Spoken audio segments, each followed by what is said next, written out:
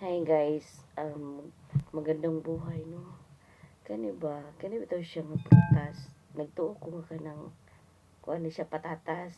Pero ningon na kung amo nga dili na siya patatas, Marlene. So akong kita na wala. Pagtanon ako guys ba, Chico dahil siya. Chico. Dugay na kay ko nga wala ka kaog Chico.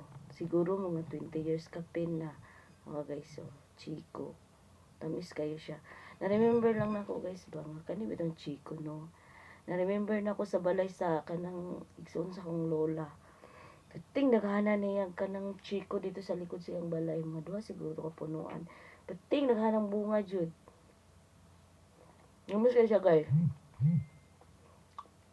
Pero mo kabalik og kaon og Chico. Tamis kayo siya guys. Ang nakanindot sa probinsya no kay libre bitaw siya tanan no. Diri sa ibang bansa palit pud tanan. Mo nang nakanindot dito sa Pilipinas. Ang Pilipinas manggod kung kugihan ka na jud kay makaon. Kay bisan pag di ka mo trabaho, di ka mangitag kwarta basta naa kay tinanom, di jud ka mapasmo. Di ba? Prutas, gulay, lagutmon, like kanang kamuti, mga ina-ina. Lami kayo siya guys. Ang kayo. Kahinumdum ko ani sa igsoon sa akong lola. Nga nakapuyo man ko dito sa una sa igsoon sa akong lola. Kaya ako nagkuyog-kuyog niya sa kanang maningil siya kanang kuan ba. Kanang 5-6 sa palingke. Ako tigkuan niya, ako tig alalay niya. Tiguang na pud kay ito. Nindot kayo mo ate man og tigulang guys. Kay ngano magsigiro mag istoryahan ton maghapon. Nindot kay paminaw nila mga istorya sa kinabuhi bitaw. Ganahan kay ko na mama na lang tibok adlaw siguro mi chismis akong lola sa una. Lagi. Ito guys no. Karon pa ko kabalik ko kag Chico. Lami siya guys. Lami kayo siya. Daghang kay ni dito sa una sa balay sa kong kuan sa kuang lola. Igsoon sa kong lola. Nadyo siya yung nang ihang mga balay pag nagpalibot yun ka ng mga prutas. Na yung mga balingbing, mga inana, mga tambis. Daghan jud kayo as in. Tapos dagko po kay ilang mga kuan, dagko kay ilang mga kanang mangga. Naadjud tanan na mga prutas jud. Dili pud tanan as in tanan nga prutas. Kasagaran jud sa balay sa kong lola kay gipalibutan jud siya og kanang mga kuan, mga prutas. Nga ang pinakadaghan jud nga naa siyang tugkaran ay kanang dagko bitaw nga bayabas.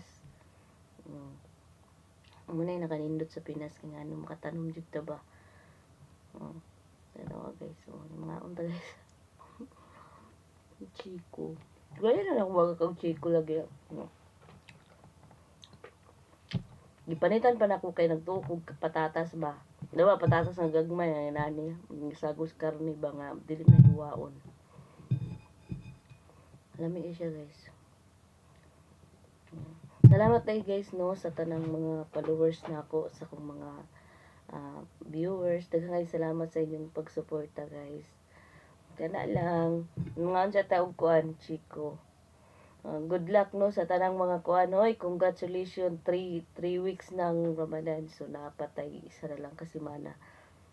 Ako gani guys, ug gidala-dala na ko nga kuang kuan. Ang kuang kanang gibati ba. Mo ni nakapait diri dapita sa ibang bansa nga kung magkuan bitaw ka kanang pati ni mo daghan trabaho ba niya na kay gibati. Sakit kay sa dughan ba. Sakit sa ulo, sa dughan.